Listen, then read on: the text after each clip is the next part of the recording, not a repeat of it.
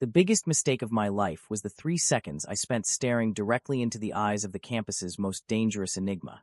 Because in that moment, I didn't just lose my anonymity, I lost my soul. Welcome back to your BL boyfriend. If you're ready to dive into a world of obsession, fated bonds, and forbidden romance, make sure to hit that subscribe button, like this video, and drop a comment below telling me your favorite BL trope. Your support helps me bring these stories to life. Now, let's begin part 1 of our story. Part 1. I never thought my first day at Etheria University would turn into a complete disaster. Everyone around me was buzzing about one thing and one thing only, Kalen Vance. He was the campus's most infamous enigma, a dynamic so rare and powerful that even the most dominant alphas bowed their heads in his presence. People were practically falling over themselves just to catch a glimpse of him, treating him like some kind of dark deity instead of just another student. But me? I was just trying to survive. I kept my hoodie pulled low over my face, the heavy fabric acting as a shield against the world. My Omega scent felt unusually strong today, a sweet, cloying note of jasmine and rain that made my skin itch with anxiety. I had taken my scent blockers this morning, double-checking the dosage until my fingers shook, but paranoia still crept up my spine. What if someone noticed? What if the blockers failed? In a place like this, an unprotected Omega wasn't just a student. They were easy prey. The thought alone made my stomach twist into knots. When I finally found the lecture hall and pushed through the heavy mahogany doors, the entire room went silent. It was that suffocating kind of silence, the kind that feels like a physical weight. Every head turned in my direction, and I felt my cheeks burn under the scrutiny of hundreds of eyes. My heart hammered against my ribs as I scanned the room. There was only one empty seat left, right in the heart of the hall. And sitting next to that empty seat was Kalen Vance himself. He looked exactly like the rumors described, perhaps even more lethal. He had a sharp jawline that looked like it could cut glass, and cold, stormy gray eyes that didn't just look at people. They looked through them. He radiated an aura of dominance, so thick it felt like the oxygen had been sucked out of the room. I considered just standing in the back, but the professor was already gesturing impatiently toward the empty spot. My pulse was a frantic drumbeat in my ears as I made my way down the aisle. I slid into the seat as quietly as possible, focusing all my energy on being invisible. Kalen didn't even glance in my direction. He was completely absorbed in his notebook, his handwriting sharp and precise. For a moment, a wave of relief washed over me. Maybe the rumors were wrong. Maybe he was just another arrogant rich kid who would ignore me for the rest of the semester. That relief lasted exactly 15 minutes. Halfway through the lecture, Kalen suddenly snapped his head toward me. The movement was so abrupt that I flinched, my pen skittering across my paper and leaving a jagged, ink-stained line across my notes. "You breathe really loudly," he said. His voice was a low, vibrating growl that only I could hear, but it was sharp enough to draw blood. "It's annoying." My mouth fell open in disbelief. I had been sitting here, practically holding my breath to avoid notice, and he had the audacity to complain? A surge of heat, not from my dynamic, but from pure, unadulterated anger, flooded through me. My Omega instincts were screaming at me to apologize, to shrink away, to submit to the enigma's whim. But something in me snapped. I was tired of being afraid. I turned to face him fully, meeting those cold gray eyes with every ounce of defiance I possessed. "And you're incredibly entitled," I whispered back, my voice trembling but firm. "That's annoying, too." For a split second, his eyes widened. It was a flash of genuine shock, a crack in his perfect, icy facade. He looked as if he couldn't quite process that someone, an Omega, no less, had just talked back to him. The rest of the class passed in a blur of tension. Kalen didn't say another word, but I could feel the weight of his presence beside me like a mounting storm. When the professor finally dismissed us, I gathered my things with frantic speed. I needed to get out of there. I needed air. But as I stepped out into the crowded hallway, that familiar prickle returned to the back of my neck. I turned around, and there he was. Kalen stood 10 feet away, arms crossed over his chest, a smirk playing at the corners of his mouth that made him look both dangerous and infuriatingly attractive. "Which pack do you belong to?" he asked, his tone casual but his eyes burning with an intense curiosity. "I'll make sure to contact them by tomorrow. You should know there are consequences for disrespecting me." My blood boiled. Who did this guy think he was? I adjusted the strap of my bag and walked straight toward him, closing the distance until I could smell his scent, something dark, woodsy, and overwhelmingly masculine. "Go ahead and try," I said, looking him dead in the eye. "I don't belong to any pack, and your threats don't scare me even a little bit. I turned on my heel and walked away, forcing myself not to look back. I wouldn't give him the satisfaction. But as I pushed through the exit doors and into the cool afternoon air, I realized my hands were shaking. I had just challenged the most powerful person on campus. I didn't know it then, but my quiet, anonymous life was over. The Enigma had found a new obsession, and he had no intention of letting me go. End of Part 1. Part 2. The next morning, I knew something was catastrophically wrong the very second my worn-out sneakers hit the cobblestone pathways of Etheria University. Usually, my existence on this campus was practically a ghost story. I was the scholarship kid, the invisible nobody who blended into the brickwork and shadows, desperately trying to keep his head down and his grades up. But today, the atmosphere was suffocating. The air felt thick, charged with a strange, crackling electric tension that made the hairs on my arms stand up. It wasn't just casual glances thrown my way. It was full-on, unabashed staring. Groups of students huddled together beneath the sprawling oak trees, their voices dropping into hushed, venomous whispers behind manicured hands the moment I walked past. Alphas who usually wouldn't even acknowledge my existence were tracking my movements with poorly concealed pointing. My stomach plummeted, a cold stone dropping into an endless abyss. I pulled the collar of my oversized denim jacket higher, desperately wishing I possessed the power of invisibility, but I could feel their attention pressing down on my shoulders like a physical weight. By lunchtime, the pieces of the puzzle had clicked together in the most horrifying way possible. I sat in a secluded corner of the cafeteria, picking at a pathetic-looking sandwich, when my only friend, Jasper, slid into the seat across from me. He looked around nervously before leaning in. "Orion, are you insane?" Jasper hissed, his amber eyes wide with disbelief. "Do you have a death wish, or did you just lose your mind overnight?" "I have no idea what you're talking about," I muttered, refusing to meet his gaze. "Kalen Vance." Jasper said the name like it was a curse word. He told his inner circle about what happened in the lecture hall yesterday. He didn't even seem angry, Orion. He seemed entertained. And that is so much worse. You didn't just insult the Enigma, you entertained him. Now everyone is watching you. You're officially marked as the Omega who had the audacity to snap back at the king. Fantastic. I let out a long, ragged sigh, dropping my sandwich onto the plastic tray. Now I was officially a moving target. But as the initial wave of panic washed over me, a familiar, stubborn spark of defiance ignited in my chest. Honestly, I had been through worse. So much worse. I had survived growing up in a hopelessly underfunded orphanage on the outskirts of the city, a miserable place where Omegas were treated as nothing more than commodities, bargaining chips for wealthy alpha families. I had spent my entire life fighting tooth and nail against a system designed to crush me. I had clawed my way to a full-ride scholarship at Etheria University through sheer, bloody-minded determination and flawless academic excellence, spending countless sleepless nights studying until my eyes burned. One arrogant, overly perfumed enigma and his flock of entitled followers? That was nothing. I could handle this. I had to. I decided my best strategy was aggressive ignorance. I stuck to my routine with stubborn, almost robotic determination.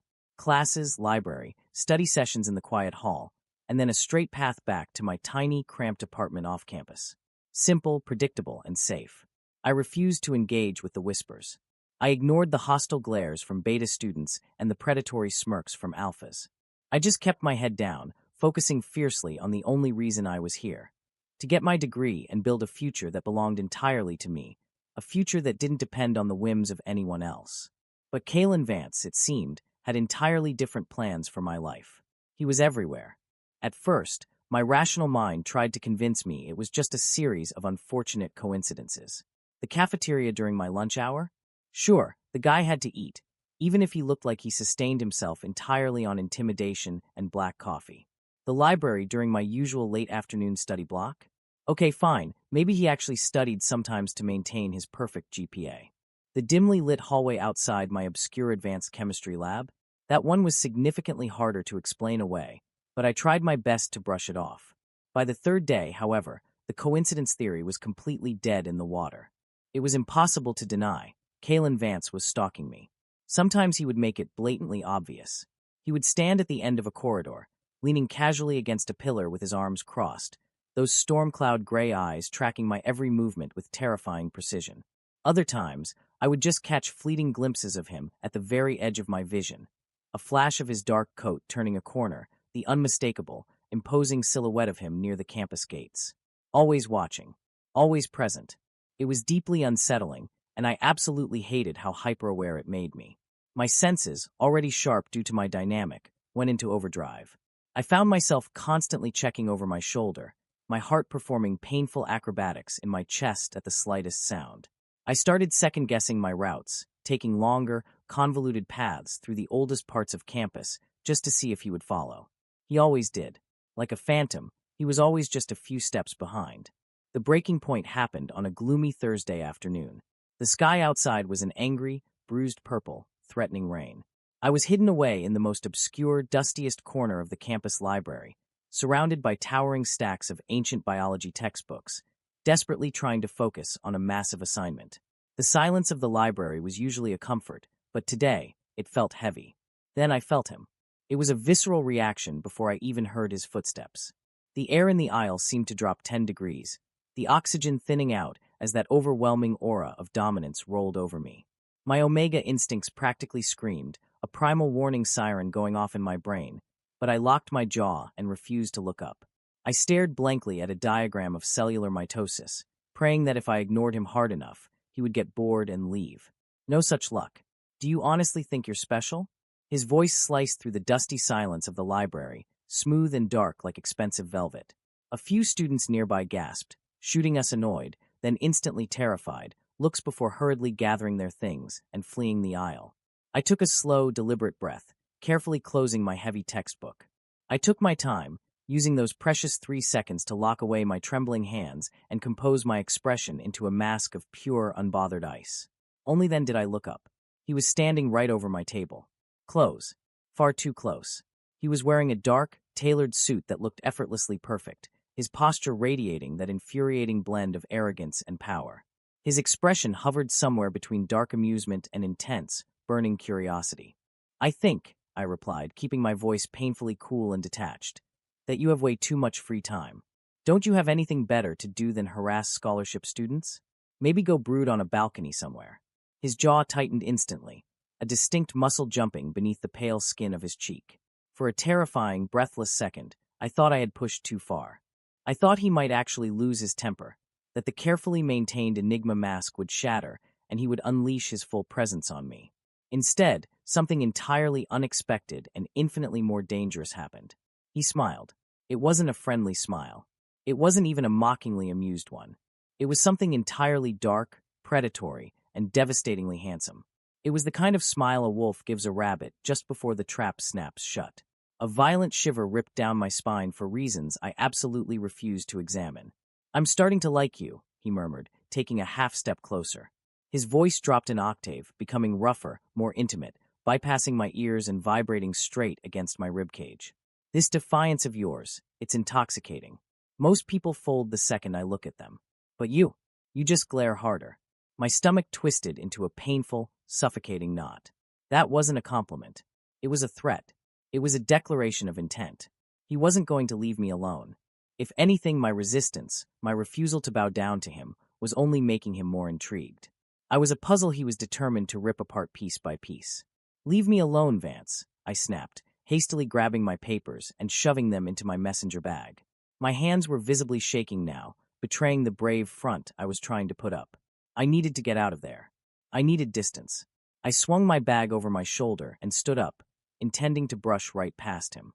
But I only made it about halfway down the dimly lit aisle before a completely different kind of terror struck me. It started as a hot, prickling sensation at the base of my neck.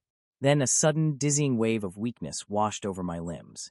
I stopped dead in my tracks, my eyes going wide with absolute horror as I felt it, the familiar, sickening sensation of the artificial barrier around my scent violently cracking. No. No, no, no. Not here. Not now. I pressed a frantic hand to the front pocket of my bag, digging around blindly for my emergency scent blocker inhaler. My fingers scraped against the rough fabric of the empty pocket. Nothing. I had used the very last dose that morning. I had been so stressed and paranoid about Kalen that I had completely forgotten to stop by the campus clinic to refill my prescription. My scent blockers were failing. Rapidly. And I was standing right in the middle of Etheria University, an institution packed to the brim with elite alphas and one terrifying enigma who would be able to smell exactly what I was within seconds. My breathing hitched, escalating into a rapid, shallow panic. Fear clawed mercilessly at my throat. If anyone reported me for being on campus with failing suppressants, I wouldn't just be humiliated. I would be expelled. The board had a zero-tolerance policy for disruptive dynamic behavior. I would lose my scholarship, my dorm, my entire future. Everything I had bled and suffered for would be gone in a single heartbeat because of one stupid, careless mistake. I took a shaky step forward, desperate to run, but a shadow fell over me, entirely blocking my path. I looked up, my chest heaving, to find Kalen standing there. He had moved so silently, so fast. He was standing so close now that the heat radiating from his large frame practically enveloped me. But it was his eyes that made my blood run cold. They had changed. The storm gray irises were almost completely swallowed by blown-out, pitch-black pupils. His chest was rising and falling heavily, and I watched in terror as his nostrils flared, taking a deep, shuddering breath. He knew. The blockers had thinned enough. He could smell my raw, unfiltered omega scent, jasmine, sweet rain, and pure, trembling fear. This scent. Kalen's voice wasn't smooth anymore. It was ragged, torn, strained in a way I had never heard before. The Enigma control was slipping. This is yours. I took a desperate step backward, my spine colliding painfully with the edge of a wooden bookshelf. I was trapped. Stay away from me. I gasped out, my voice breaking. But he didn't step back. He stepped closer, eliminating the tiny sliver of space I had tried to create. There was something overwhelmingly primal, almost predatory, in the way he moved now. His gaze dragged down my face, lingering on my trembling lips, before snapping back up to my eyes. Omegas aren't allowed on campus without proper suppressants, he stated. But there was no triumph in his tone. No cruel satisfaction at catching his defiant little enemy in a hopelessly vulnerable position. If anything, he sounded completely breathless, as if he were fighting a massive internal war. I could report you right now to the dean, he whispered, leaning down until his lips were inches from my ear. You know that, right? You'd be gone by sunset. My heart shattered. This was it. This was how my story ended. The great Enigma had finally found my weakness, and he was going to destroy me with it. I squeezed my eyes shut, bracing myself for the final blow, a solitary tear escaping and sliding down my cheek. But the blow never came. Instead, I heard the heavy rustle of fabric. Kalen did something so entirely unexpected, so out of character, that my brain completely flatlined. In one smooth, lightning-fast motion, he shrugged off his heavy, expensive suit jacket and threw it over my shoulders. He pulled the lapels tight across my chest, completely enveloping my smaller frame in the thick fabric and his overwhelming, intoxicating scent. Put your arms through, he ordered. His voice was a harsh, vibrating command that left absolutely no room for argument. Now, keep it wrapped tight. And tomorrow, you better have proper blockers, or we're going to have a real problem. I stared up at him in absolute, unadulterated shock. My mind spun uselessly, trying to process this. Why was he helping me? Why would the cruel, untouchable Kalen Vance risk his own flawless reputation by covering for a defenseless Omega who had done nothing but insult him? It made zero sense. It contradicted everything the entire campus thought they knew about him. But I didn't argue. I gripped the edges of his jacket with trembling fingers, pulling it tighter around myself. The moment the fabric settled, his Enigma scent, rich cedarwood, dark rain, and an earthy spice, crashed over my senses like a tidal wave. Instantly, my panicked Omega biology recognized the scent as something dominant, protective, and devastatingly safe. My wildly racing heart began to slow down, a warm, heavy calm washing over my terrified system. It was a purely biological response, impossible to stop, even as my rational mind screamed at me that this man was danger incarnate. Why? I managed to choke out, my voice barely above a fragile whisper. I looked up into his dark, intense eyes. Why are you doing this? Kalen stared at me for a long, agonizingly silent moment. His expression was completely unreadable, a stone fortress hiding whatever storm was raging underneath. He reached out, his knuckles brushing briefly, almost accidentally, against my cheek where the tear had fallen. The contact sent an electric shock straight to my core. Then, he turned on his heel and walked away into the shadows of the library without saying a single word. He left me standing there, trembling in the dusty aisle, completely wrapped in his scent and his jacket, more terrified and confused than I had ever been in my entire life. End of Part 2. Part 3. For 2 agonizingly long days after the incident in the library, Kalen Vance completely vanished from Etheria University. His sudden absence left a strange, echoing void on campus, a silence that felt entirely too loud. People whispered, of course. Some claimed he was dealing with high-stakes family business for the Vance Empire, while others swore he had finally snapped and gotten himself expelled. I told myself I didn't care. I repeated it like a mantra every single morning in the mirror. I do not care about Kalen Vance. His whereabouts are none of my business. But I still had his jacket. I had taken it to a discreet off-campus dry cleaner, emptying my meager grocery budget for the week just to have it professionally handled. I told myself it was simply the polite thing to do. It would be rude to hand back a wrinkled, sweat-stained jacket to the heir of a billionaire dynasty. But the terrifying truth, the secret I couldn't even admit to my own reflection, was that before I dropped it off, I had spent 2 nights sleeping with that heavy, dark fabric clutched to my chest. Even stripped of its warmth, the jacket had retained his overpowering Enigma scent, that intoxicating blend of crushed cedarwood, dark rain, and an earthy magnetic spice. Every time the panic of almost being exposed threatened to crush me, I would bury my face in the collar. My rebellious Omega instincts would instantly purr in response, flooding my system with an unnatural, terrifying sense of security. It was humiliating. I was supposed to be fiercely independent, yet here I was, biologically seeking comfort from the very man who had been tormenting me.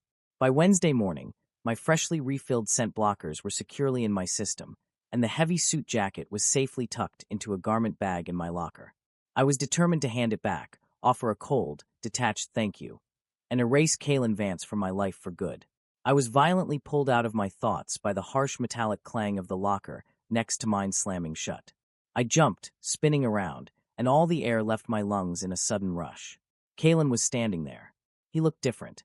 The impeccable, untouchable Enigma aura that usually surrounded him like a force field was slightly fractured. His dark hair, usually perfectly styled, was slightly messy, falling over his forehead in loose waves. There were faint, bruised shadows beneath those storm-gray eyes, suggesting he hadn't slept in days.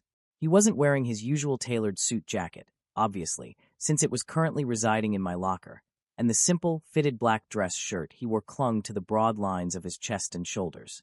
He looked less like a campus god and more like a dangerous, exhausted human. "Where is it?" His voice was rougher than usual, a low, gravelly rasp that sent an involuntary shiver straight down my spine.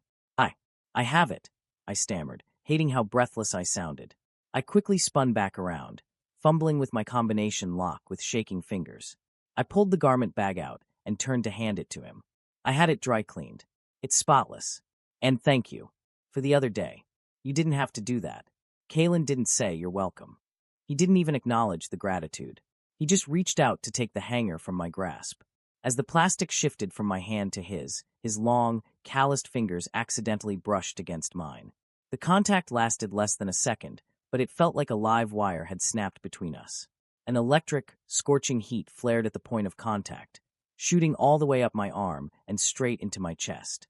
I gasped, snatching my hand back as if I had been physically burned. I looked up, my eyes wide, and saw that Kalen had frozen. His chest was rising and falling in rapid, uneven breaths, and his eyes were blown wide, staring at my hand as if he couldn't comprehend what had just happened. The air around us suddenly grew impossibly thick, heavy with an invisible, magnetic pull that demanded I step closer, demanding I close the distance between us. My Omega biology was screaming at me to bridge the gap, to submit, to let the Enigma claim the space. Kalen swallowed hard, the sharp line of his throat bobbing. He tightened his grip on the jacket, his knuckles turning white, and took a deliberate step back, forcibly breaking the invisible tether between us. "Do you live alone, Orion?" The sudden, deeply personal question felt like a bucket of ice water to the face. I blinked, my defensive walls instantly slamming back into place. "Excuse me? Why do you want to know that?" "Just answer the question," he demanded, his tone losing its rough edge and snapping back into that familiar, commanding authority. I narrowed my eyes, lifting my chin in defiance. "Yes, I live alone. In a tiny apartment far away from campus elites like you. And I vastly prefer it that way. Now, if you'll excuse me, I have a class to get to." I didn't wait for his response. I shoved my locker shut and stormed down the hallway, my heart hammering a frantic, confused rhythm against my ribs. What was his problem? Why did he look at me like I was something he was desperately trying not to consume? Over the next few days, however, I realized that Kalen's strange behavior was only the tip of the iceberg. The entire dynamic of Etheria University had shifted, and I was somehow at the epicenter of the earthquake. The venomous whispers that had plagued me all week completely vanished. The alphas who had previously bumped into me in the halls or glared at me with predatory malice now actively parted like the Red Sea when I walked by. If I sat at a table in the library, a 10-foot radius around me suddenly became a ghost town. Even the snobby beta students in my biology lab stopped accidentally stealing my lab equipment. It was as if an invisible, impenetrable force field had been erected around me. I had gone from being a marked target to being completely, terrifyingly untouchable. I thought I was just getting lucky until Jasper cornered me in the student lounge on Friday afternoon. "Okay, you need to tell me what kind of dark magic you're using, because I am officially terrified of you," Jasper said, dropping onto the leather sofa next to me. He held 2 cups of cheap campus coffee, handing one to me with a trembling hand. "What are you talking about?" I asked, gratefully taking the caffeine. Jasper leaned in, his voice dropping to a conspiratorial whisper. "Don't play dumb with me, Orion. The word is out. The entire Alpha Council got a memo directly from Vance's inner circle. Kalen put out an absolute protection order on you." My coffee cup froze halfway to my mouth. "A what?" "A protection order," Jasper hissed, his amber eyes darting around to make sure no one was eavesdropping. "He declared you strictly off limits. Nobody touches you. Nobody speaks to you with disrespect. Nobody even looks at you wrong. The penalty for crossing you is facing Kalen himself. Do you have any idea what that means? You're practically campus royalty now, or his prized possession." A rush of cold dread, instantly followed by a surge of white-hot, blinding fury, erupted in my chest. Possession. The word echoed in my mind, triggering every traumatic memory of my childhood in the orphanage. I had spent my entire life fighting to be seen as a human being, not a fragile omega meant to be guarded, traded, or owned by an alpha or an enigma. I had explicitly told Kalen Vance that I belonged to no pack and no person. And what did he do? He arrogantly slapped an invisible barcode on my forehead without even having the decency to consult me. "I have to go," I snarled, slamming my half-full coffee cup onto the table. "Orion, wait. Where are you going?" Jasper called out, but I was already storming out of the lounge. I didn't have to search long. It was lunchtime, which meant Kalen was holding court in the main cafeteria. I pushed through the double doors, my vision practically swimming with rage. The cafeteria was massive, a sprawling sea of tables segregated by social status and dynamic. At the very center, on a slightly elevated platform that the school had ridiculously installed for student council meetings, sat Kalen. He was surrounded by his usual flock of admirers and high-ranking alphas, looking completely relaxed, eating a salad like he didn't have a care in the world. I didn't care about the hundreds of eyes on me. I didn't care about the sudden, deafening hush that fell over the massive room as I marched straight up the steps of the platform. The alphas sitting near him immediately tensed, some half standing to intercept me, but Kalen simply raised one hand, palm out. The alphas instantly sat back down, obedient as trained dogs. I stopped right in front of his table, slamming my hands flat onto the polished wood, leaning over him. "I don't need your protection," I said. My voice wasn't a shout, but in the dead silence of the cafeteria, it rang out like a gunshot. Kalen slowly lowered his fork. He didn't look angry. In fact, he looked frustratingly calm, as if he had been sitting there waiting for this exact confrontation. He met my furious glare with cool, steady gray eyes. "You don't have a choice in the matter," he replied smoothly, his voice carrying easily over the silent crowd. "You are on my campus. That makes your safety my responsibility. I am not your anything." I fired back, my voice trembling with the sheer force of my anger. "I am not a pet you can put a collar on. I am not some fragile little omega that needs a big, bad enigma to scare away the monsters. Call off the order, Vance. Now." A murmur of absolute shock rippled through the cafeteria. People were actually gasping. I had just publicly screamed at the king in his own castle. Kalen's eyes narrowed imperceptibly. The calm facade cracked, just a fraction, revealing a storm of dark, swirling intensity beneath. He slowly stood up, pushing his chair back. He towered over me, his broad shoulders easily blocking out the light from the massive windows behind him. The Enigma aura rolled off him in waves, thick and suffocating, pushing down on my shoulders, demanding my submission. I locked my knees, refusing to bow my head, refusing to look away, even as my instincts screamed in terror. He took a step closer, invading my personal space. "You think this is a game, Orion? You think I'm trying to own you." His voice was different now. It had dropped its theatrical volume, meant only for my ears. It was a dark, dangerous rumble that vibrated right through my bones. "That's exactly what you're doing," I whispered fiercely, my throat tight. "Why else would you do this? Why do you care what happens to me?" For an agonizingly long second, the rest of the world ceased to exist. It was just me and him, trapped in a bubble of impossible tension. I saw something flicker in his eyes, a flash of something raw, vulnerable, and completely terrifying. He leaned down, his lips brushing against the shell of my ear, sending a violent shiver down my spine. "Because," Kalen breathed, his voice laced with a quiet, desperate agony, "if they broke you, if someone on this campus hurt you because I didn't stop them, I wouldn't be able to forgive myself." Before I could even begin to process the devastating weight of that confession, Kalen pulled back. He didn't look at me again. He simply turned around, grabbed his bag, and walked off the platform, completely abandoning his lunch and his stunned followers, leaving me paralyzed in the center of the cafeteria, my heart beating so hard I thought it might crack my ribs. End of Part 3. Part 4. The words Kalen had whispered in the cafeteria replayed in my mind on an endless, torturous loop for the next 48 hours. If someone on this campus hurt you because I didn't stop them, I wouldn't be able to forgive myself. I lay on my worn-out mattress, staring up at the water-stained ceiling of my cramped apartment, completely unable to find even a moment of peace. My heart, which had always been a steady, reliable metronome dedicated entirely to my survival and my studies, was suddenly behaving like a wild, trapped bird every time his name crossed my mind. This wasn't supposed to happen. I had spent my entire life building impenetrable walls around myself, learning how to be invisible, how to be cold, and how to never, ever rely on the mercy of a dynamic higher than my own. Yet, Kalen Vance had somehow slipped right past my defenses without even throwing a punch. He was arrogant, commanding, and absolutely terrifying, but he had also shielded me when I was at my most vulnerable. He had wrapped me in his scent and his jacket when he could have easily destroyed my future with a single report to the dean. He was a walking contradiction, a beautiful, lethal puzzle that my treacherous Omega instincts were desperately begging me to solve. "You look like you're plotting a murder or having a minor breakdown. Possibly both." I blinked, forcefully pulled back to reality by Jasper's voice. We were sitting in the campus courtyard on a crisp Friday afternoon. The autumn leaves were painted in brilliant shades of crimson and gold, but I hadn't noticed any of it. I buried my face in my hands, letting out a long, exhausted groan. "I don't know what's happening to me, Jasper. I don't know what Kalen wants. One second he's throwing his Enigma weight around, treating me like a possession, and the next he's looking at me like I actually matter. Like I'm something precious. It makes no sense." Jasper took a slow sip of his iced tea, his amber eyes unusually serious.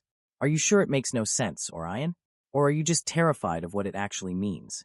We barely know each other." I protested, dropping my hands. "We don't even like each other." "Are you entirely sure about that last part?" Jasper asked quietly. When I couldn't formulate a response, he sighed and nudged my shoulder. "Look, sitting here and overthinking yourself into a coma isn't going to fix anything. You need a distraction. You need to get out of your own head, and tonight is the perfect opportunity." "No," I said instantly, already knowing where this was going. "The annual Etheria Gala," Jasper continued, completely ignoring my refusal. "It's the biggest social event of the semester. It's technically heavily skewed toward alphas and enigmas, but I managed to pull some strings and get us both on the guest list. You need to get out, Orion. You've been hiding in the shadows since the cafeteria incident. You need to show everyone, including Kalen Vance, that you aren't hiding." I wanted to argue. I wanted to list the 100 reasons why stepping into a ballroom filled with the most elite, power-hungry students on campus was a catastrophic idea. But Jasper had that stubborn, immovable glint in his eye. He wasn't going to let this go. And perhaps, deep down, a small, reckless part of me agreed with him. I was tired of hiding. 3 hours later, I found myself regretting that reckless part of my brain entirely. The venue was breathtaking, an opulent, historic ballroom located in the oldest wing of the university. Crystal chandeliers hung from the vaulted ceilings, casting a warm, golden light over clusters of students dressed in designer suits and gowns that probably cost more than my entire tuition. The air was thick with the scent of expensive perfumes, aged champagne, and the overwhelming, heavy pheromones of high-ranking alphas trying to outposture each other. I felt violently out of place. While everyone else was draped in silk and velvet, I was wearing a simple, fitted black button-down shirt and tailored trousers. It was the nicest outfit I owned, but in this sea of extreme wealth, I felt like a stray cat that had accidentally wandered into a royal court. True to form, Jasper abandoned me almost immediately. Within 10 minutes, he was swept away by a group of his alpha friends toward the bar, leaving me stranded near a towering marble pillar. I retreated into the deepest shadow I could find, nursing a glass of sparkling water and mentally counting down the exact number of minutes I had to stay before I could reasonably escape without Jasper guilt-tripping me for the next month. Then, the atmosphere in the room shifted. It was a palpable change, a sudden drop in the air pressure that made the hairs on my arms stand up. The low hum of 100 conversations faded out as the crowd naturally began to part, creating a wide, respectful pathway toward the small stage at the front of the ballroom. Kalen appeared. He moved through the sea of admirers with the effortless grace of a predator. He was wearing a midnight blue velvet suit that fit his broad shoulders so perfectly it looked sculpted. His dark hair was styled back, emphasizing the sharp, aristocratic lines of his jaw and cheekbones. He looked devastating. He commanded the absolute attention of every single person in the room without having to utter a single word. The sheer force of his enigma aura was suffocatingly powerful, a dark, intoxicating tide that washed over the crowd. He took the microphone on the stage with practiced ease, launching into a welcome speech about the university's legacy of leadership and excellence. His voice was a rich, dark baritone that echoed effortlessly through the massive hall. People leaned forward, practically hanging onto his every syllable as if he were revealing the secrets of the universe. I stayed hidden behind my pillar, watching him. I told myself I was just observing the spectacle. But then, as he spoke about the responsibilities of power, his storm-gray eyes swept over the massive crowd, and they locked instantly onto mine. Out of hundreds of people in that dimly lit room, his gaze found me in the shadows. The moment our eyes met, everything else simply ceased to exist. The elegant classical music playing softly from the hidden speakers, the clinking of champagne flutes, the whispers of the elite, all of it faded into absolute static. For several agonizing, breathless heartbeats, the entire world narrowed down to just the two of us. I watched, completely mesmerized, as Kalen's perfect, unbreakable rhythm faltered. Just for a second, he lost his train of thought. His jaw clenched, and he actually had to glance down at his note cards to recover his place in the speech. Nobody else in the adoring crowd seemed to notice the tiny slip, too caught up in their worship to see the crack in his flawless armor. But I saw it. I saw how my mere presence in the room had thrown off his ironclad control. When the speech finally concluded to thunderous applause, my heart was hammering a frantic rhythm against my ribs. The invisible tether connecting us across the room was pulling so tightly I felt like I couldn't breathe. I had to leave. I had proven my point to Jasper, I had shown my face, and now I desperately needed the cool, empty air of the night to clear my head. I slipped away from the pillar, keeping my head down as I navigated toward the heavy oak exit doors at the back of the hall. I was almost free. I was 10 feet away from the exit when a large frame stepped directly into my path, completely blocking my escape route. It was Silas Thorne, a notorious alpha who played for the university's elite rugby team. He was built like a tank, and the heavy, sour stench of hard liquor wafted off him in nauseating waves. His eyes had that glassy, predatory look of an alpha who had consumed way too much alcohol and was actively looking for a target. Well, Silas slurred, leaning in way too close. His rank, aggressive pine scent assaulted my senses, making my Omega biology recoil in sheer panic. If it isn't the little campus celebrity, the one everyone's whispering about, Vance's rumored little Omega pet. I took a sharp step backward, my pulse spiking. I'm not anyone's pet. Get out of my way. Silas let out a dark, ugly laugh. You're a feisty one, aren't you? No wonder the Enigma finds you entertaining. But rumors say he hasn't even claimed you yet. That means you're still fair game, right? Before I could even register his movement, Silas's hand shot out. His thick fingers wrapped around my wrist like an iron vice. His grip was brutal, agonizingly tight, meant to instantly assert dominance and force compliance.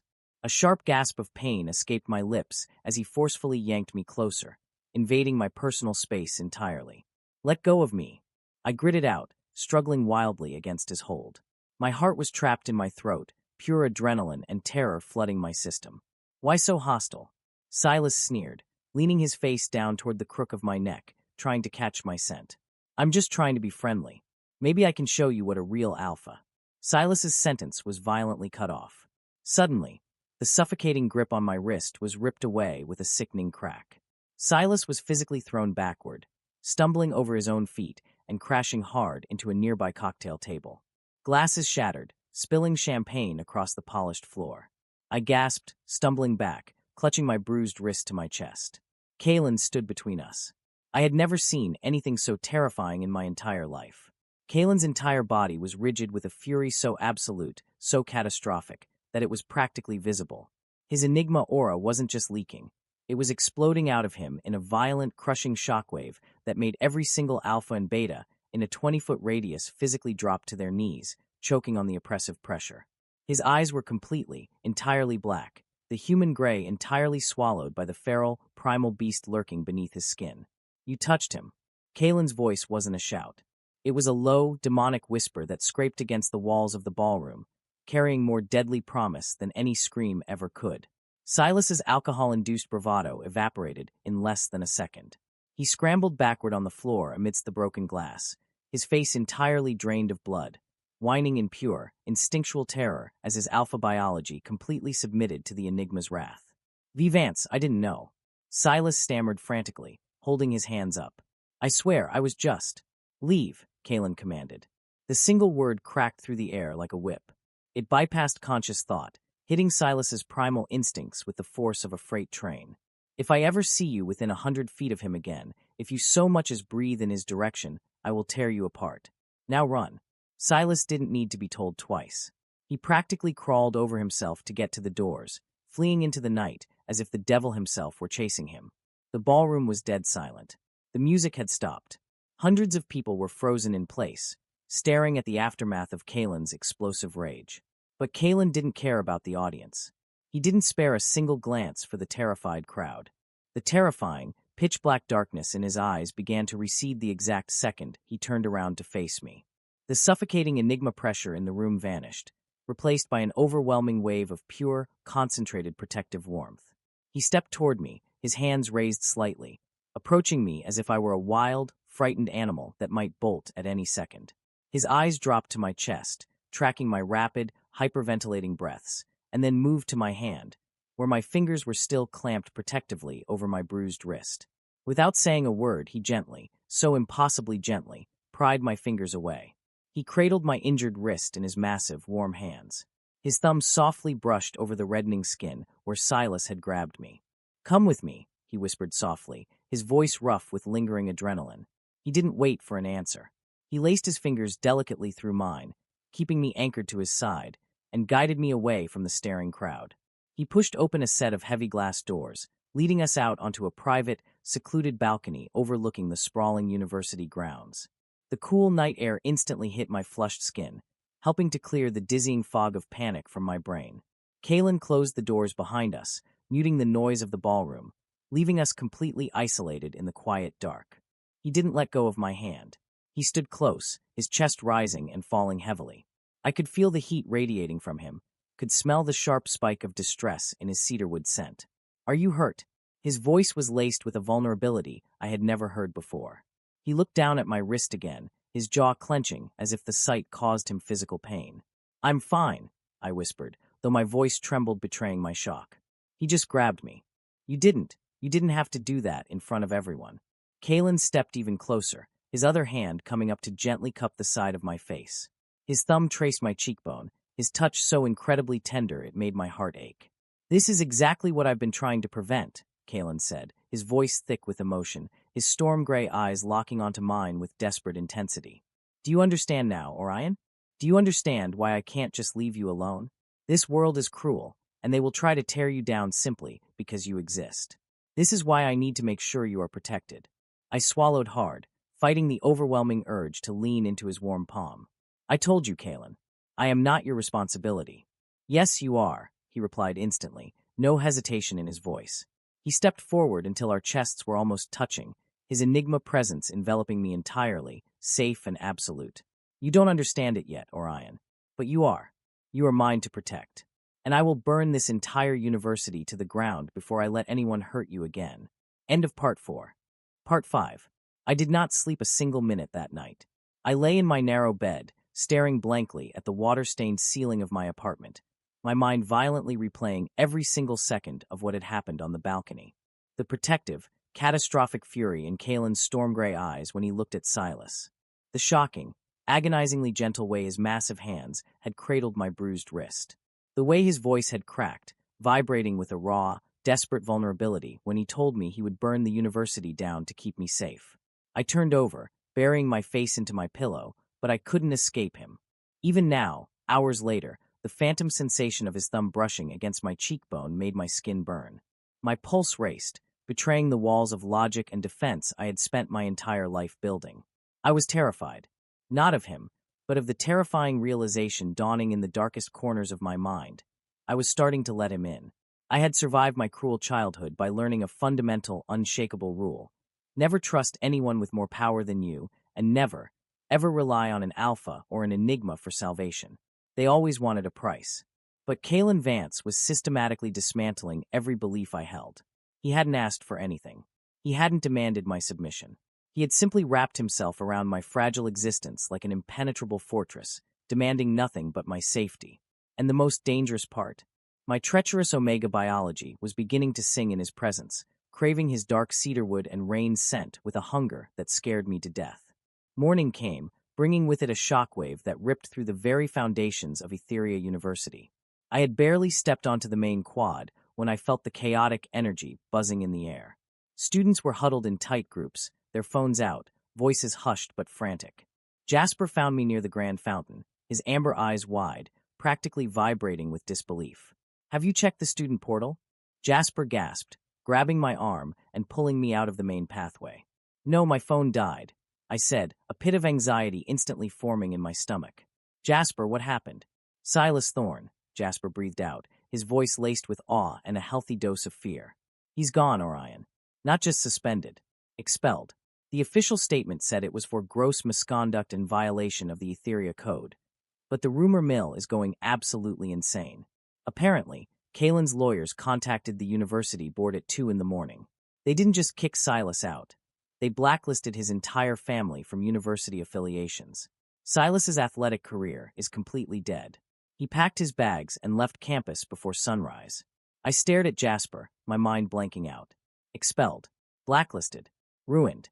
In the span of a few hours, Kalen had completely obliterated a high-ranking alpha's life without breaking a sweat, all because Silas had grabbed my wrist. I should have been furious. I should have been outraged by the blatant display of untouchable privilege and Kalen's arrogant interference in my life. I had explicitly told him I wasn't his responsibility. But as I stood there in the chilly autumn air, a terrifyingly warm, heavy wave of relief washed over me. For the first time in my life, someone had fought for me. Someone had looked at the monsters in my world and decided to destroy them on my behalf. But I couldn't let him think he owned me. I couldn't lose my autonomy. I left Jasper standing by the fountain and tore across the campus. I knew exactly where to find him. It was a Tuesday, which meant Kalen had an advanced theoretical physics seminar in the old science wing. I paced outside the heavy oak doors of the lecture hall, my heart pounding a frantic rhythm against my ribs until the bell finally rang. Students began to pour out, parting like the red sea the moment they saw me standing there. I was Kalen Vance's untouchable Omega now. Nobody dared to even look me in the eye. Finally, Kalen emerged. He looked immaculate in a dark charcoal sweater that highlighted his broad chest, his expression cool and detached. But the exact second his gray eyes locked onto mine, that mask vanished. He stopped dead in his tracks, his posture shifting, instantly zeroing in on me. Without giving myself a second to hesitate or giving him a chance to speak, I marched forward, grabbed the fabric of his sleeve, and yanked him toward the nearest empty classroom. A collective gasp echoed in the hallway. I had just grabbed the campus enigma like he was a misbehaving child. But Kalen didn't resist. He followed me effortlessly, his massive frame slipping into the empty chemistry lab behind me. I slammed the door shut, hitting the lock, enclosing us in the quiet, sterile space. "You got Silas expelled," I said, not bothering to phrase it as a question. I spun around to face him, my chest heaving. "You destroyed his entire life." Kalen leaned casually against the edge of a black laboratory desk, crossing his arms over his chest. He looked completely unbothered by my accusatory tone. In fact, his eyes dropped immediately to my wrist, checking to make sure it wasn't bruised. "Yes," Kalen answered simply, his dark velvet voice carrying a chilling finality. Is that a problem, Orion? Yes, it's a problem. I practically shouted, the days of confusion and suppressed emotion finally boiling over. You can't just play God with everyone on this campus. You can't just control every single aspect of my life. I told you I didn't want your interference. And I told you that your safety is my priority, Kalen fired back, his demeanor shifting. He pushed off the desk, taking a slow, deliberate step toward me. The air in the lab grew heavy, charged with his Enigma dominance, but he kept it tightly leashed, ensuring he didn't suffocate me. You think this is about control? You think I enjoy having to watch you constantly, terrified that some arrogant alpha is going to lay their hands on you? If I don't protect you, you won't be safe. This campus is full of predators, Orion. I have survived predators my entire life. I screamed back, my voice cracking, all my carefully maintained composure crumbling into dust. I didn't back away as he approached. I tilted my chin up, glaring into his intense gray eyes. I don't need you to be my savior. I just want to understand. Why me? Out of everyone in this entire elite university, why are you doing this? Why do you care so much about what happens to me? Kalen went completely, frighteningly still. His hands, which had been relaxed at his sides, slowly curled into tight fists. The silence that stretched between us was deafening, thick with the weight of unspoken, world-shattering truths. I watched the battle raging behind his eyes, the Enigma instinct warring with a deeply human, desperate fear. When he finally spoke, his voice was completely stripped of its usual arrogance. It was raw, guttural, and carried a profound, aching vulnerability that knocked the breath completely out of my lungs. Because you're my fated mate, Orion. The world simply stopped spinning. The sterile hum of the fluorescent lights above us vanished.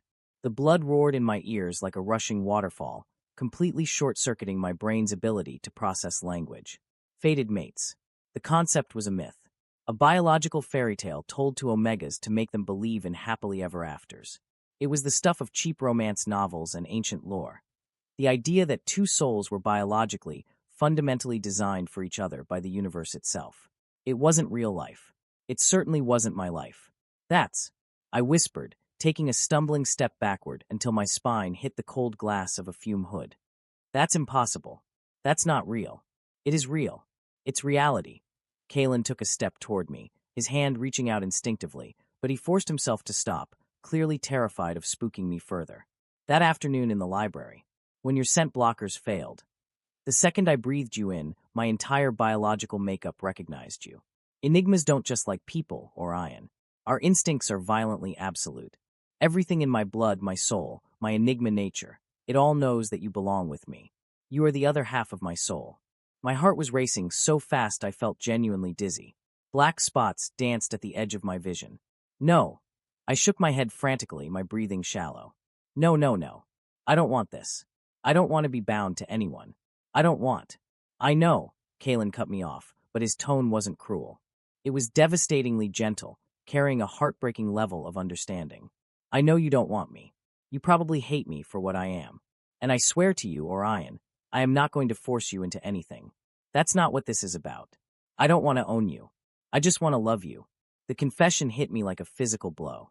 The most terrifying, ruthless enigma on campus was standing before me, stripping away all his armor, practically begging me to understand his agony. But I can't change the truth of what we are, Kalen continued, his voice thick with unshed emotion. That's why I tried to stay away from you. I tried to give you space. But every time you're in danger, every time someone looks at you with disrespect, my enigma side loses its mind. I am biologically wired to tear the world apart to keep you safe. I couldn't speak. My throat had closed up entirely, choked by a violent storm of emotions I didn't know how to navigate. Fear, confusion, anger, they all raged inside me. But underneath the panic, buried deep in my chest, was something else. A terrifying, undeniable warmth. My Omega biology was practically weeping with joy, recognizing the truth in his words, recognizing its ultimate protector. But my rational mind, heavily scarred by years of trauma, completely panicked. Without saying another word, without giving him a chance to explain further, I bolted. I shoved past him, threw open the heavy door of the chemistry lab, and ran. I ran from Kalen Vance, from his impossible confession, from the terrifying reality of destiny. I sprinted down the hallways, ignoring the shouts of surprised students, not stopping until I was miles off campus, pounding on Jasper's apartment door like my life depended on it. When Jasper finally opened the door, a gaming headset around his neck, and a confused smile on his face. I completely broke down. I fell into his tiny apartment, gasping for air, the tears I had been fiercely holding back finally spilling over. Orion, what's wrong? What happened? Jasper grabbed my shoulders, his face pale with concern. Everything spilled out of me in a chaotic, hysterical rush. The confrontation, Silas, the confession, the fated mate revelation, my complete, utter inability to process the fact that the campus enigma wasn't just obsessed with me. He was destined for me. Jasper pulled me onto his worn-out couch, listening to the entire story without interrupting, without judging my panic. When I finally ran out of words, sobbing quietly into my hands, the room fell silent. So, fated mates are actually real, Jasper whispered in absolute awe. I always thought that was just a bedtime story they told us. It ruins everything, Jasper, I cried, wiping my face in frustration. What am I supposed to do? I don't know him. He's an enigma. He's everything I've spent my life running away from. Jasper sat down beside me, wrapping a warm, comforting arm around my shaking shoulders. Is he, Orion? Think about it. He's powerful, yes. He's terrifying, definitely. But he hasn't hurt you. In fact, he's done the exact opposite. He protected you when your blockers failed. He shielded you from Silas. He gave you a choice when his biology is probably screaming at him to just claim you and be done with it. Jasper tilted my head up, forcing me to look at him. His amber eyes were incredibly soft, carrying a wisdom I desperately needed. Listen to what your heart is telling you, Orion, Jasper said quietly. Not the traumatized kid from the orphanage. Not the defensive Omega. Listen to your heart. Does it really want to run away from him? And as I sat there in the quiet apartment, the scent of dark cedarwood and rain still faintly clinging to my clothes, I realized the most terrifying truth of all. No, it didn't. End of Part 5. Part 6. That night, alone in the suffocating silence of my cramped apartment, I stared at the glowing screen of my phone for a solid hour. My thumb hovered over the keyboard, trembling slightly. Jasper's words kept echoing in my mind, fighting a relentless war against my deeply ingrained survival instincts. Listen to your heart. Does it really want to run away from him? The truth terrified me more than the enigma himself ever could, because the answer was no. I took a deep, shuddering breath, trying to steady my racing pulse, and finally typed out a single, fragile message to the number Kalen had slipped into my bag weeks ago. I need time. Please. I just need time to think about everything. I hit send and immediately tossed the phone onto my mattress, burying my face in my hands, bracing myself for his reaction. Would he be angry? Would his enigma pride demand immediate submission? Would he show up at my door and shatter the last remaining pieces of my defensive walls? My phone buzzed against the worn blanket, less than 5 seconds later. I reached out blindly, pulling the screen into view. Take all the time you need, Orion. I'm not going anywhere. Whenever you're ready, I'll be here. Tears pricked the corners of my eyes. He wasn't pushing. He wasn't demanding. The most powerful, untouchable force on this campus had just knelt at the gates of my walls and promised to wait in the rain until I was ready to open the door. I set the phone aside, staring up at the water-stained ceiling, and for the first time in my entire life, I felt the terrifying, beautiful sensation of feeling truly safe. 2 weeks passed in a strange, suspended sort of limbo. Kalen kept his promise with a rigorous, almost agonizing dedication. He gave me the space I had begged for. I still saw him around campus, of course. Etheria University wasn't big enough to completely avoid a man who practically owned it. I saw him in the lecture halls, in the shadowy corners of the library, sitting across the vast expanse of the cafeteria. But he never approached me. He maintained a physical distance, though the invisible, magnetic tether between us never broke. I could feel his heavy, storm-gray eyes on me constantly. He was always watching, always silently ensuring my path was clear, that no arrogant alpha dared to even breathe in my direction. He was my silent, untouchable guardian angel disguised as a ruthless enigma. And somewhere during those 14 days of excruciating silence, something fundamental shifted inside me. I started noticing Kalen's absence more than his terrifying presence. When I sat alone in the library, I found myself instinctively turning my head, hoping to catch a glimpse of his dark silhouette against the bookshelves. I missed the suffocating, grounding weight of his cedarwood and rain scent. I missed the way his jaw would clench when someone looked at me too long. I even missed his infuriating habit of appearing out of nowhere just to aggravate me. The realization didn't hit me all at once. It crept up on me slowly, like the rising tide, until I was completely submerged. It wasn't just my Omega biology desperately responding to an Enigma's call. It wasn't just the fated mate bond pulling my strings like a puppet. It was me, Orion. The traumatized, fiercely independent scholarship student had completely, irreversibly fallen in love with Kalen Vance. I loved the human behind the terrifying mask. I loved the man who had destroyed his own reputation just to wrap his jacket around my shivering shoulders. I was in love with him, and I was finally brave enough to admit it. I decided I was going to tell him on a Friday night. I had stayed late at the campus library, drafting the conversation in my head 1,000 times over until my brain felt like mush. The autumn air had turned bitterly cold, a heavy, freezing fog rolling in off the nearby river as I made my way home through the quieter, dimly lit streets on the edge of the university grounds. The streetlights flickered overhead, casting long, eerie shadows on the damp pavement. I pulled my scarf tighter around my neck, my mind completely consumed by thoughts of Kalen. I was so distracted by my own racing heart that I didn't hear the danger until it was almost entirely too late. The screech of tires ripping against wet asphalt tore through the quiet night. I froze, my head snapping to the left. A sleek, black sports car was barreling down the narrow street, completely ignoring the red light at the intersection. It was moving at a terrifying speed, hydroplaning on the damp road, and it was heading directly toward the crosswalk. Directly toward me. The blinding glare of the headlights washed over me, pinning me in place like a deer in the crosshairs.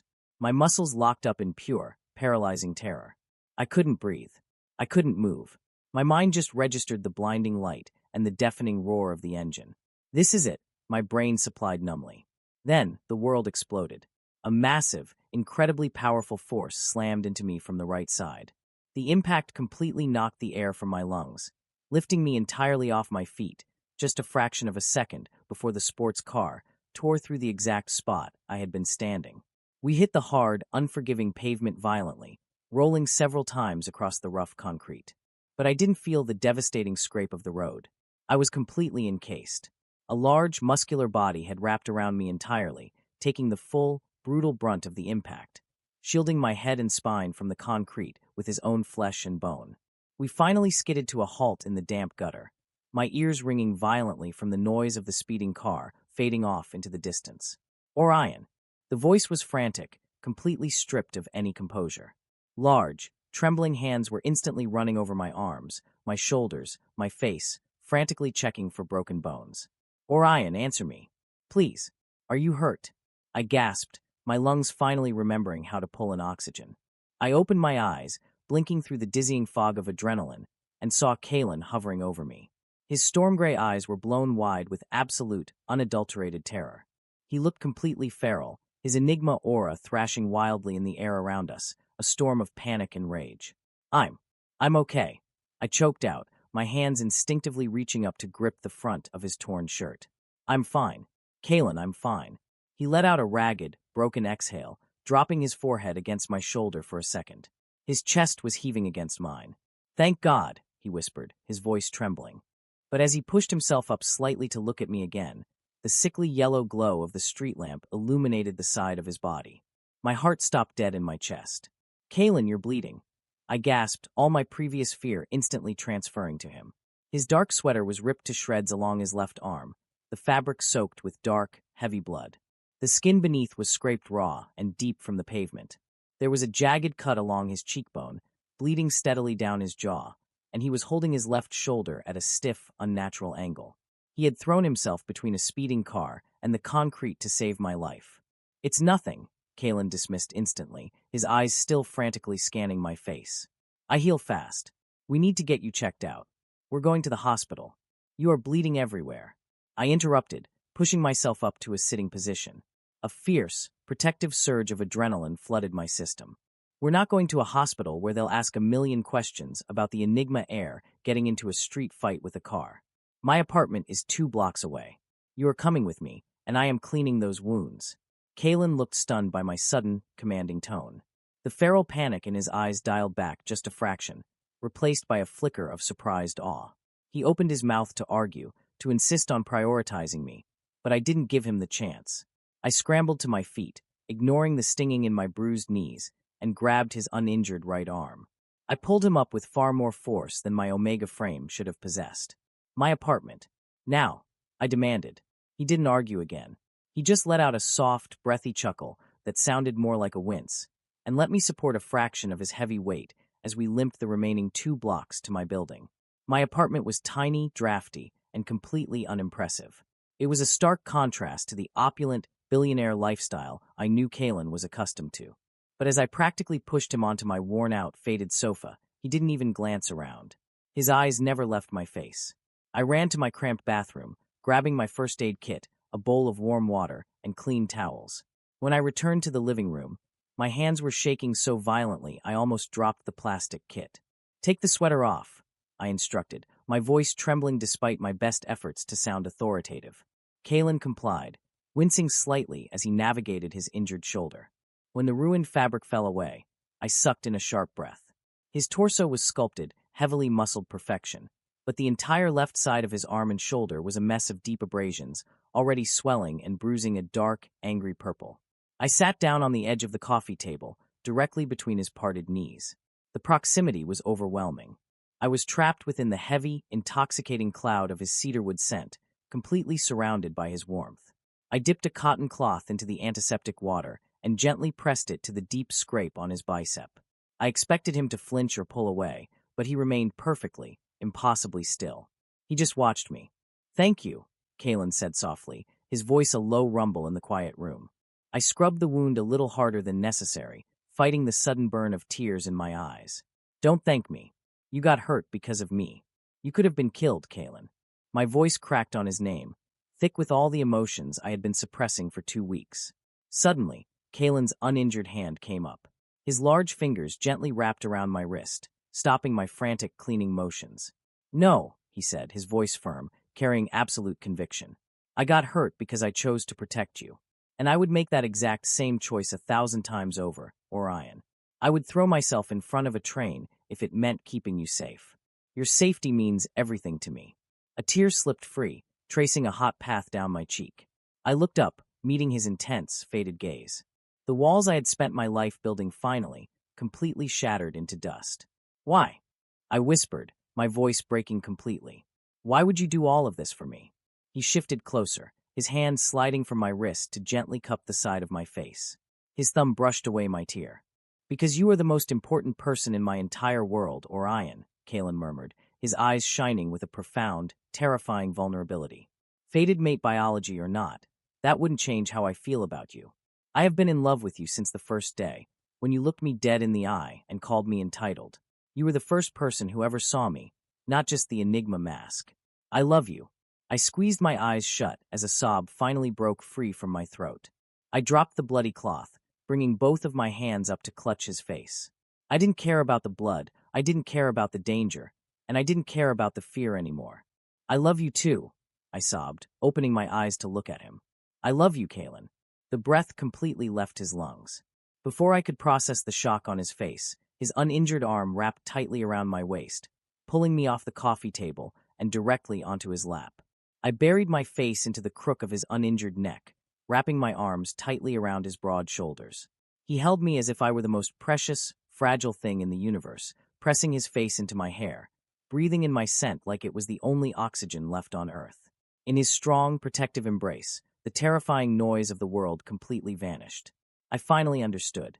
I wasn't surrendering to an enigma, and I wasn't submitting to destiny. I was choosing him. I was choosing Kalen, just as completely and fiercely as he had chosen me. End of Part 6. Part 7. The tiny, drafty living room of my apartment had never felt so entirely isolated from the rest of the world. The distant wail of a city siren and the faint patter of autumn rain against the thin glass of my window were the only reminders that a universe existed outside these 4 walls. But in that moment, wrapped securely in Kalen Vance's arms, the rest of the world could have burned to ash, and I wouldn't have cared. I stayed buried against his chest for a long time, letting the rhythmic, heavy thud of his heartbeat ground me. The intoxicating scent of dark cedarwood and rain was slowly beginning to mix with my own sweet, jasmine omega scent, creating a warm, heavy atmosphere in the room that felt undeniably like home. My frantic biology, which had spent weeks screaming at me to run, finally settled into a state of absolute, euphoric peace. Eventually, the reality of his injuries gently pulled me back to the present. I pulled away just enough to look at his face, my hands coming up to cup his jaw, careful to avoid the jagged cut on his cheekbone. "We need to finish cleaning these up," I murmured, my voice still thick with emotion. I managed a watery smile. "As much as I love holding you, letting an enigma bleed out on my thrift store sofa isn't exactly the romantic evening I had in mind." Kalen let out a low, rumbling chuckle that vibrated straight through my palms. The storm gray of his eyes had completely softened, melting into a liquid, adoring silver that made my breath catch all over again. He leaned into my touch, pressing an impossibly gentle kiss to the inside of my wrist. "You're the boss, Orion," he whispered. I grabbed the discarded cotton cloth, dipped it back into the warm, antiseptic water, and carefully resumed my work. This time, the silence between us wasn't thick with tension or unspoken fears. It was comfortable. It was profoundly intimate. As I cleaned the deep abrasions on his shoulder, applying a soothing layer of medical ointment, Kalen's uninjured arm remained wrapped firmly around my waist. His thumb traced idle, soothing circles against my hip bone, a silent, continuous reassurance that he was right here, that he was mine. When I finally finished bandaging the worst of the scrapes and placed a small butterfly bandage over the cut on his cheek, I leaned back, inspecting my work. He looked like he had gone 10 rounds in an underground fighting ring, but he also looked devastatingly beautiful. "There," I said softly, packing the supplies back into the plastic kit. "You're going to be sore tomorrow, but you'll live." "Come here," Kalen demanded softly. He didn't wait for me to comply. He reached out, grabbing my waist and pulling me back down against his chest, mindful of his injured shoulder. He maneuvered us until we were lying horizontally on the small sofa, my back pressed flush against the cushions, his large frame caging me in, blanketing me in his warmth.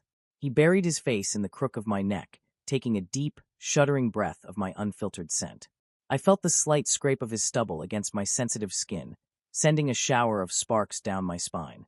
My fingers instinctively pushed into his dark, thick hair, holding him close. "Stay with me tonight," I whispered into the quiet room. It wasn't a question, it was a plea. "Try and make me leave," he murmured against my skin, his breath hot and comforting. "I'm never letting you out of my sight again, Orion." We fell asleep like that, tangled together on a sofa that was entirely too small for an enigma. For the first time since I was a child, I didn't have a single nightmare. I didn't dream of the cold orphanage, or the cruel alphas, or the suffocating feeling of being hunted. I just dreamed of silver eyes and the smell of rain. The next morning broke with a crisp, pale sunlight streaming through the blinds. I woke up slowly, feeling completely immobilized by a heavy, incredibly warm weight.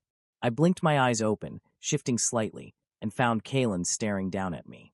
He had clearly been awake for a while, his head propped up on his uninjured arm, just watching me sleep. "Good morning," I mumbled, my voice rough with sleep, a blush instantly heating my cheeks under his intense, adoring gaze. "Good morning, my beautiful Omega," Kalen replied, his voice a dark, morning gravel rasp that sent a shiver straight to my core. He leaned down, pressing a soft, lingering kiss to my forehead, then the tip of my nose, and finally my lips. It was slow, reverent, and tasted entirely like a promise. The reality of the situation washed over me, but instead of the panic I had expected, I only felt a deep, unwavering resolve. We were really doing this. The campus outcast and the untouchable king. Later that morning, after I had forcibly made Kalen drink a cup of terrible instant coffee, which he choked down without a single complaint just to make me smile, we walked to campus together. Before we reached the main gates, I told him I needed to find Jasper. I found my best friend sitting in our usual spot in the student lounge, aggressively typing on his laptop. When he looked up and saw me, his eyes widened. Then, his gaze shifted slightly over my shoulder, and his jaw practically unhinged. I didn't have to look back to know Kalen was standing exactly 3 feet behind me, a massive, silent shadow, radiating an enigma aura that screamed mine to anyone who dared to look too closely. "Jasper," I started, suddenly feeling incredibly shy. I wrung my hands together. We."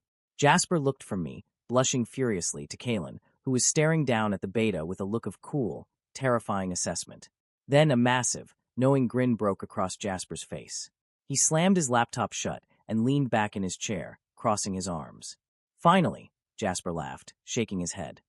"Sweet mother of all that is holy, I was getting so incredibly tired of watching you two aggressively brood and dance around each other." The sexual tension was practically a fire hazard for the entire university. "Jasper," I gasped, my face burning as red as a tomato.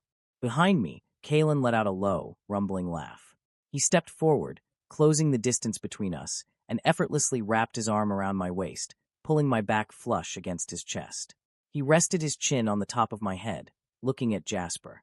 "He's right, you know," Kalen said smoothly, his enigma presence dialing back into something warm and pleased. "You were very stubborn, Orion." "Oh, shut up," I muttered, but I leaned back into his solid embrace, a smile tugging at the corners of my mouth. "Well, congratulations," Jasper beamed, standing up and packing his bag. "But I highly suggest you brace yourselves. The rumor mill has been completely dead since Silas got expelled, but the second you two step out into the main quad holding hands, the entire university is going to absolutely implode." Jasper wasn't exaggerating.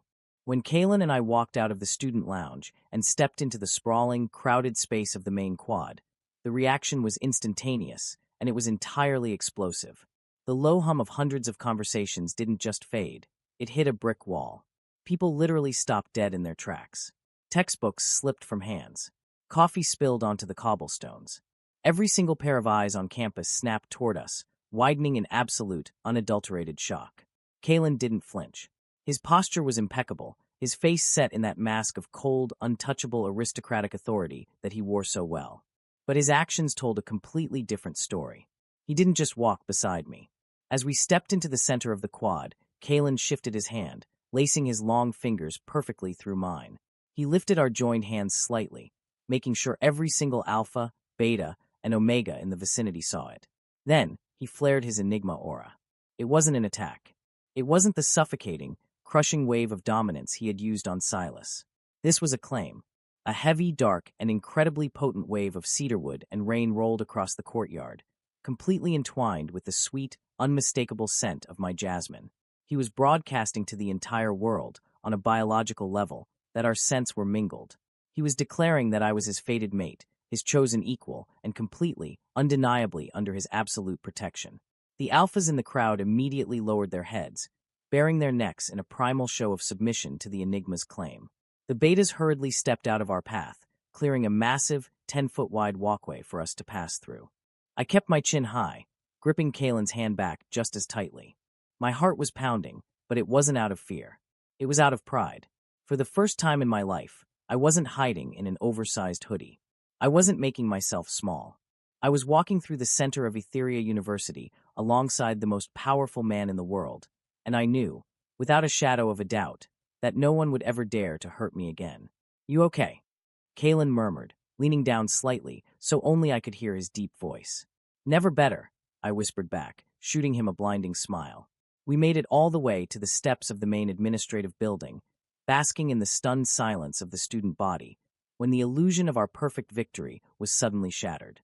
Waiting at the top of the marble steps were three men. They weren't students.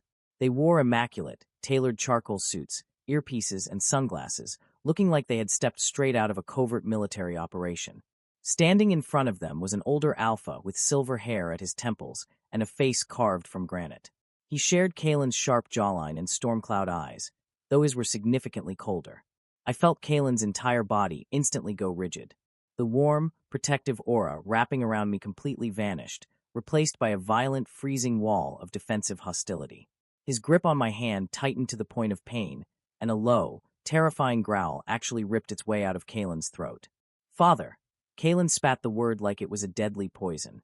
Marcus Vance, the patriarch of the Vance dynasty and one of the most ruthless enigmas in the country, looked down at our joined hands with an expression of pure, unadulterated disgust. "Kalen," Marcus's voice was a chilling boom that echoed across the stone courtyard. "We need to talk. Now, the board has been informed of your little indiscretion, and the Vance family does not accept charity case Omegas into its bloodline." My blood ran ice cold. The fairy tale was over. The real war had just begun. End of Part 7. Part 8. The air in the quad didn't just turn cold. It crystallized into jagged shards of pure, suffocating ice. Marcus Vance didn't need to raise his voice or make any sudden, threatening movements. He simply stood at the top of the marble stairs, looking down at us with the absolute, devastating arrogance of a man who owned the world and everyone in it. His enigma aura was vastly different from Kalen's. While Kalen's presence felt like a heavy, dark storm rolling over a forest, his father's aura was like an industrial press, cold, metallic, and designed to crush anything that dared to stand in its way without a single ounce of mercy. I felt the pressure hit me like a physical blow to the chest. My knees instantly buckled under the agonizing weight of the elder Enigma's dominance. The terrified Omega instincts inside me screamed to hit the ground, to bare my neck, to surrender completely to the apex predator in the room. But before my knees could even touch the cobblestones, Kalen moved. He stepped entirely in front of me, using his massive frame as a physical shield. He didn't just flare his aura to protect me. He unleashed a catastrophic, feral explosion of power. The scent of crushed cedarwood and dark rain turned sharp, acidic, and violently hostile. It collided with his father's metallic pressure in midair, creating an invisible shockwave that actually made the glass panes in the administrative building rattle. Several students in the crowd let out terrified whimpers, dropping to their knees, unable to withstand the crossfire of two enigmas going to war. "Do not speak about him like that," Kalen growled. The sound didn't even sound human. It was a guttural, demonic vibration that tore from the deepest depths of his chest.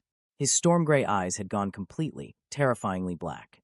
"Take that aura down right now, Marcus, or I swear to God I will tear your throat out on these steps." Marcus didn't flinch, but his eyes narrowed imperceptibly. He recognized the absolute, unhinged lethality in his son's voice. Kalen wasn't making a threat. He was stating a biological fact. An enigma pushed to protect their fated mate had no concept of family, law, or restraint. They only knew survival and slaughter. Slowly, agonizingly, the elder Vance dialed back his crushing pressure, though his expression remained a mask of pure disdain. "You are making a public spectacle of yourself, Kalen," Marcus said, his voice dripping with condescension. "Over what? A fleeting obsession with a broken, lower-class Omega? The Vance bloodline requires strength, pedigree, and perfection, not a charity case plucked from a miserable orphanage. The board of directors is already drafting the paperwork. By noon today, his scholarship will be completely revoked.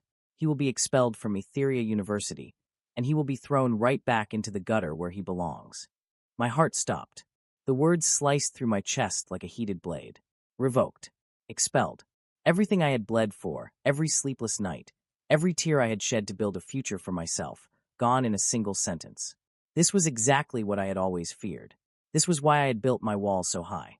Power always won. "If you touch his scholarship," Kalen's voice was deathly quiet, carrying a horrific calm that was far more terrifying than his rage. "If you so much as look at his academic records, I will dissolve the Vance Corporation." Marcus let out a short, mocking laugh. "You are an heir, Kalen. You do not have the power to dissolve a multi-billion-dollar empire." "No, I don't," Kalen agreed, his black eyes practically burning a hole through his father's skull. "But I do have the private ledger, the offshore accounts, the illegal alpha suppression protocols the company funded in the global south. I have every single piece of dirt you've buried for the last 20 years safely secured on a dead man's switch. You pull his scholarship, and I send the entire decrypted drive to the feds, the international press, and your worst corporate rivals." A deathly silence fell over the courtyard. Marcus Vance's face drained of color. The untouchable patriarch actually took a half-step backward, the flawless mask of control finally cracking to reveal genuine, unadulterated panic. He stared at his son as if he were looking at a stranger. "You would burn your own legacy to the ground?" Marcus whispered, his voice trembling with a mixture of rage and disbelief. "You would destroy your own inheritance, your own name, for a single Omega?" Kalen didn't hesitate for even a fraction of a second. "He is my fated mate. He is my legacy. The Vance name means absolutely nothing to me without him." The sheer magnitude of Kalen's devotion hit me so hard my breath hitched. He was willing to throw away an entire empire, billions of dollars, and his own bloodline just to ensure I was safe. He was burning the world down just to keep me warm. But I couldn't let him do it alone. I couldn't stand behind him like a helpless, fragile prize while he fought my battles. I wasn't that scared little kid in the orphanage anymore. I was Orion, and I was the fated mate of the most powerful enigma on this campus. I took a deep breath, fighting through the lingering terror in my veins, and stepped out from behind Kalen's broad back. Kalen instantly reached for me, a flash of panic crossing his features, but I caught his hand and laced my fingers tightly with his. I squeezed his hand, a silent promise that I wasn't running. Then, I looked up the marble steps, locking my gaze directly onto Marcus Vance. "You can take my scholarship," I said. My voice wasn't as loud or as booming as an enigma's, but in the dead silence of the quad, it rang out clear as a bell, steady and completely devoid of fear. "You can take my degree. You can use your money and your power to try and ruin my life. But you will never, ever take him from me. Marcus sneered, looking at me like I was an insect. You have no power here, boy. You are nothing. You're right, I replied, lifting my chin, refusing to break eye contact. I don't have money. I don't have a prestigious last name. I don't have a board of directors to do my dirty work. But I have him. And unlike you, I didn't have to force him to stand by my side using threats and manipulation. He chose me, and I am choosing him. I looked at the older Enigma, pouring every ounce of the fierce, unyielding survival instinct I had honed over my entire life into my gaze. If you expel me, Kalen leaves with me. If you cut him off, we build a new life together. You think my background makes me weak? It makes me unbreakable. I know how to survive with nothing. Do you? Because if you push this, Kalen will pull that trigger, and you will lose everything. The choice is yours, Mr. Vance. The crowd was completely breathless. Even the security guards standing behind Marcus looked visibly shocked. And Omega, a scholarship student with no pack and no backing, was publicly backing down the most feared Enigma in the country. Marcus stared at me for a long, agonizing minute. I could see the gears turning in his head, calculating the risks, weighing the sheer, feral determination in Kalen's eyes against his own corporate greed. He realized, with a sickening clarity, that he had lost. You cannot negotiate with an Enigma when it comes to their mate. Marcus's jaw clenched so hard I thought his teeth might shatter. He adjusted the cuffs of his expensive suit, a pathetic attempt to regain some semblance of dignity. You are a fool, Kalen, Marcus spat, his voice vibrating with venom. You have officially alienated yourself from this family. Do not ever expect a dime of my money, or an ounce of my protection, ever again. You are on your own. I have everything I need right here, Kalen replied coldly, tightening his grip on my hand. Marcus didn't say another word. He turned on his heel, gesturing sharply to his security detail, and marched back into the administrative building, the heavy glass doors slamming shut behind him, signaling the end of his reign of terror over our lives. The moment he disappeared from sight, the suffocating tension in the courtyard shattered. Kalen instantly turned to me, dropping his defensive posture completely. His large hands came up to frame my face, his thumbs gently sweeping over my cheekbones, his storm-gray eyes frantically searching mine for any sign of lingering fear or regret. Are you okay? He whispered, his voice trembling slightly with adrenaline. Did he hurt you? Orion, I swear, if he... I'm fine, I interrupted softly, covering his massive hands with my own. I looked up at him, a watery, brilliant smile breaking across my face. I've never been better. Kalen let out a sound that was half laugh, half sob. He didn't care that there were still hundreds of students staring at us. He didn't care that we were standing in the middle of the main quad. He wrapped his arms around my waist, pulled me flush against his chest, and crashed his lips down onto mine. The kiss was everything. It was desperate, passionate, and overwhelmingly tender all at once. It tasted like rain and adrenaline and absolute victory. I melted against him, wrapping my arms around his neck, my fingers burying themselves into his dark hair. The sweet, heavy scent of our mingled pheromones washed over us, sealing the fated bond completely and irreversibly. The crowd around us finally broke into a massive, deafening cheer, but I barely heard it. My entire universe was right here, holding me. When we finally broke apart, breathless and smiling like idiots, Kalen rested his forehead against mine. You do realize, Kalen murmured, a teasing, boyish glint returning to his eyes, that you just publicly threatened a billionaire. You're a menace, Orion. I learned from the best, I whispered back, leaning up to kiss him one more time. Besides, I had to protect my Enigma. Someone's got to keep you out of trouble. Kalen laughed, a rich, beautiful sound that echoed brightly in the morning air. He laced his fingers through mine once again, bringing my knuckles to his lips for a soft kiss. Let's go home. Years later, I would still look back on that day as the moment my life truly began. Marcus Vance kept his word. He cut Kalen off completely, but he never dared to touch my scholarship or leak our locations, terrified of the leverage Kalen still held over him. But Kalen didn't need the Vance empire. He was brilliant, driven, and fiercely independent. He built his own company from the ground up, entirely on his own terms, and completely devoid of the corruption that poisoned his father's legacy. As for me, I graduated at the top of my class. I wasn't the invisible scholarship student hiding in the shadows anymore. I was an honors graduate, a respected researcher, and most importantly, I was endlessly, hopelessly loved. I stood in the kitchen of our spacious, sunlit apartment, pouring 2 cups of coffee. The front door unlocked, and the heavy, comforting scent of cedarwood and rain instantly filled the room. Kalen walked in, dropping his briefcase by the door. He looked older, even more handsome, with the relaxed, easy confidence of a man who had fought his demons and won. He didn't even take his coat off before walking up behind me, wrapping his strong arms around my waist, and burying his face in the crook of my neck. He breathed in my sweet jasmine scent, letting out a long, contented sigh as his body relaxed against mine. "Rough day at the office?" I asked softly, leaning back into his solid chest. "Doesn't matter," Kalen murmured, pressing a soft kiss to the sensitive skin just below my ear, right over the dark, elegant bite mark that permanently marked me as his mate. "I'm home now, and you're here. That's all that matters." I turned around in his arms, looking up into those storm-gray eyes that used to terrify me, but now only brought me infinite peace. I reached up, gently brushing a stray lock of dark hair from his forehead. The campus enigma that everyone had feared, the untouchable god of Etheria University, had given up the entire world just to hold me. And every single day, as I looked at the man who had loved me enough to burn his own legacy to the ground, I knew that being his destined Omega was the greatest gift the universe could have ever given me. End of story. Wow, what an incredible journey Kalen and Orion have taken us on. Let's take a few minutes to dive deeper into the themes and character arcs that made this story so captivating. At its core, this story is a beautiful subversion of the traditional Enigma and Omega dynamic. In a society where power, wealth, and biology strictly dictate your place in the world, Orion starts off as the ultimate underdog. He is a scholarship student with no pack, heavily scarred by a traumatic past, whose entire survival strategy revolves around being completely invisible. But what makes Orion such a phenomenal protagonist is his unyielding resilience. He might be terrified, but he never actually backs down. Even in that very first lecture hall scene, his instinct to submit is overpowered by his demand for basic human respect. He refuses to be just another pawn in an Enigma's game, and that defiance is his true superpower. Then we have Kalen Vance. On the surface, he is the terrifying, untouchable campus god. He wears his Enigma dynamic like a heavy suit of armor, using his overwhelming power to keep the world at a calculated distance. But the moment his fated mate is introduced, that flawless armor shatters.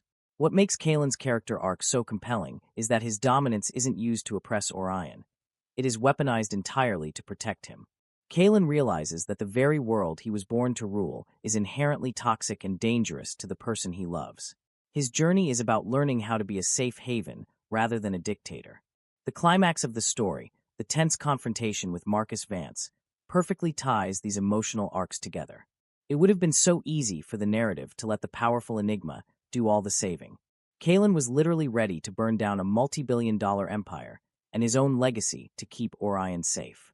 But the true emotional payoff comes when Orion steps out from behind Kalen's broad shoulders to face Marcus himself. That defining moment proves that their bond isn't just about unavoidable biological fate, it is an active, conscious choice. Orion chooses to fight for Kalen, proving that true strength doesn't come from money, status, or an alpha dynamic. It comes from having someone worth fighting for. They didn't just blindly accept destiny. They chose each other every step of the way, overcoming class divides and a corrupt system to build a life on their own terms. Thank you so much for experiencing this intense and beautiful story with me. If you love this deep dive and want more heart-melting romances and dynamic tropes, make sure to hit that subscribe button.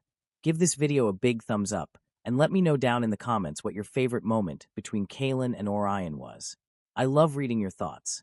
This is your BL boyfriend, signing off. Stay safe, stay beautiful, and keep loving.